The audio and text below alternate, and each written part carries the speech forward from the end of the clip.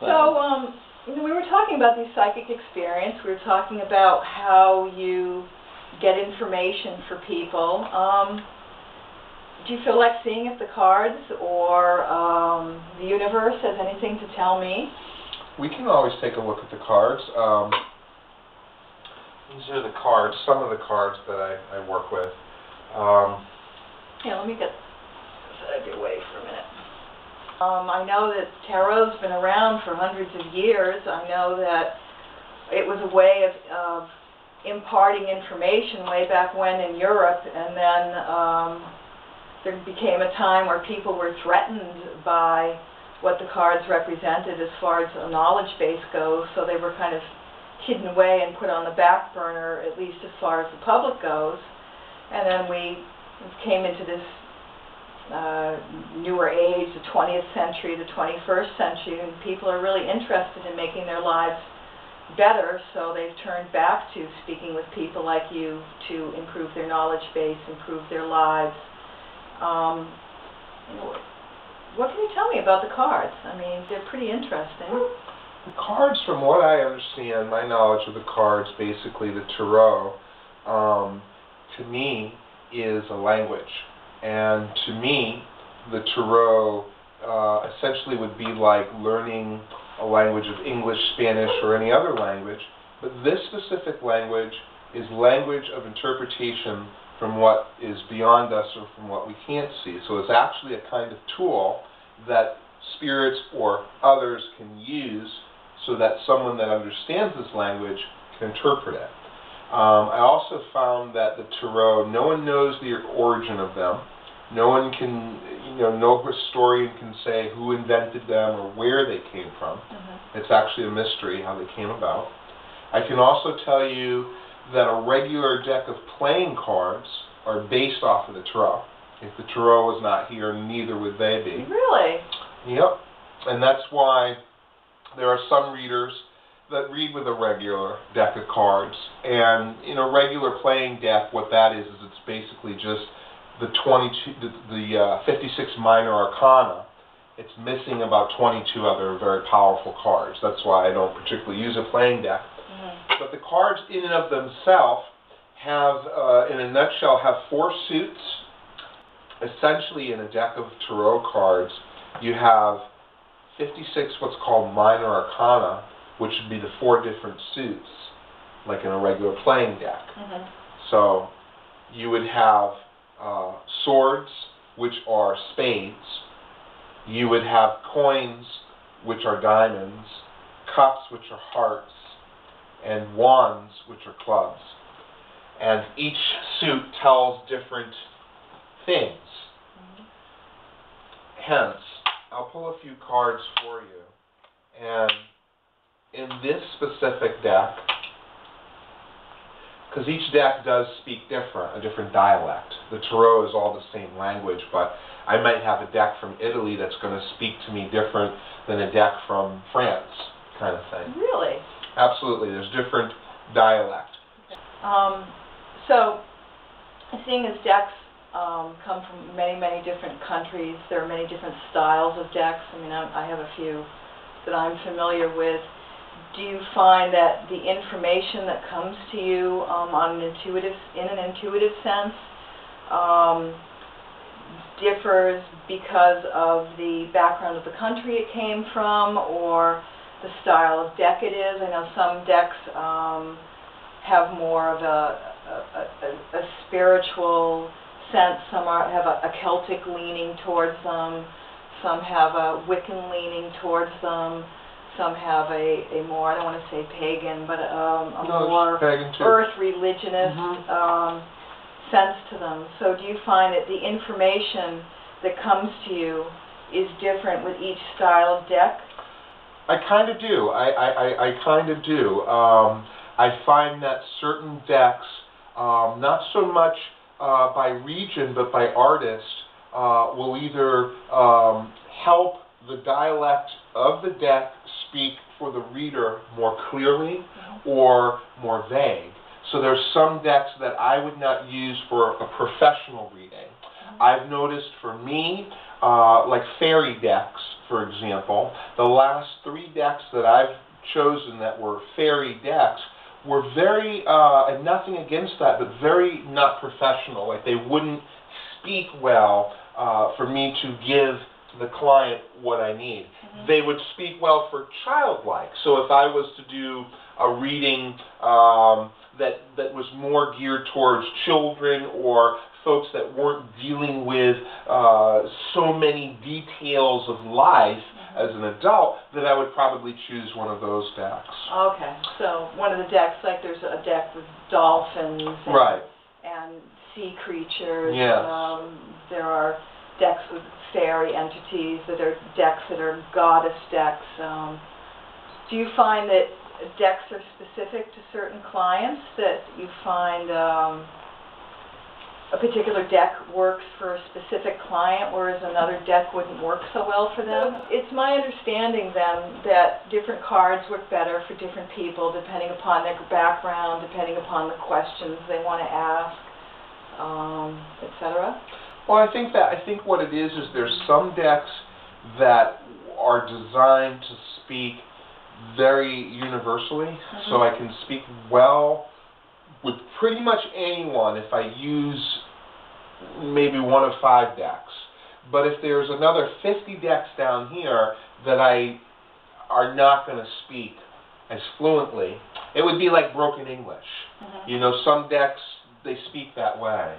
What I have found traditionally is the decks that are leaning toward the Edward Arthur Waite original kind of design, things leaning towards that, speak very, very well for the reader. And they speak very, very well. Also, decks from Italy speak very, very well. They do. So we have some cards here, and this style of deck I don't use professionally, but although it does speak well, and it is a combination of, it leans more towards the French, this specific deck. But the French, their decks speak very well too. What I see here with these specific cards is what it says is, new developments are on the way to opening doors for you this summer. It does give a kind of a timeline. Some decks speak more fluently to time than others. And this deck shows that sometime before the summer's end, there are 2 situations that are going to come into your life that are going to be key elements to produce life change. One of them on a financial level of work and choices where to work with finances. And one is going to be revolving around emotional and love interest. So there's 2 things that will come to a head before the end of the month of August. The card of the Ace of Swords reverse also tells us that in the now time, that you're ending a cycle of struggle, and you should start to see a cycle of gain. And it goes back to the timeline, again, of about the end of August. Interesting. So, given what's happening with the economy and what's happening in people's lives these days, do you find that clients come to you with very specific questions and they seem to mirror each other? Are people really concerned about finances in their life these days? Do you find that there's a specific theme about spirituality? Do you find there's a theme about survival? I mean, has there been a common theme lately with your clients as far as readings and the information that you've been giving them, or is it just sort of a smorgasbord, whatever pops up at that time?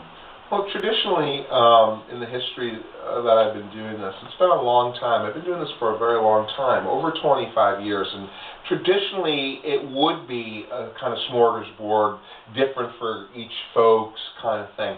But lately, in the last 5 years or so, I have seen a common thread of individuals that do not know each other from various brackets of society that do have a common thread of spiritual development, wanting to understand more soul purposes, wanting to also understand where we're going as far as earth changes and maybe political or religious climates. So I do see a kind of thread where people are starting to sense change, and they're wanting to know what's the most appropriate action that they can take to help induce a positive change universally. And you know, in and of that, yes, there's always questions about finances or love or things of that nature, but lo and behold, yeah, I have noticed a common theme. I have. Interesting. And do you feel that with the knowledge that you give your clients, they're then able to go forward in their lives and make more of a co-creative effort with the universe to make their lives better or more positive, rather than feeling a victim to the circumstances in their lives, or subject to the circumstances in their lives? I believe that in every reading that I do my very best to offer assistance with their choices. What I'd like to note, though, that is if someone does come to me, whether it's a person, a group, or an agency, if I cannot assist them with helping them with the best intuitive advice for their situations, I tend to want to believe that I've built a strong enough network around me that I can facilitate or help them to steer them to the groups or peoples that can help them. I also notice that with readings sometimes, and it's a very good question, is that I do happen to like to reiterate what the best choice is for that person at that specific time, but also leaving it in a format where it's their choice for them to make. I'm just to highlight what I might intuitively see. So you're passing along information that's constructive, that's helpful, but then it becomes the client's responsibility to follow through on the information that you give them? Yes, yes. It truly is. Not saying they do or don't, but that's pretty much what this stuff is kind of about. It really is.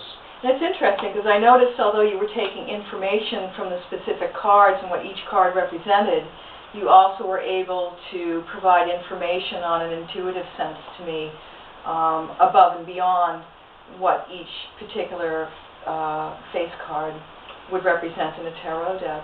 Well, and it's funny that you observe that, because a true psychic, someone who's born with a gift of psychic ability, generally doesn't need any divinational tool because they're born that way.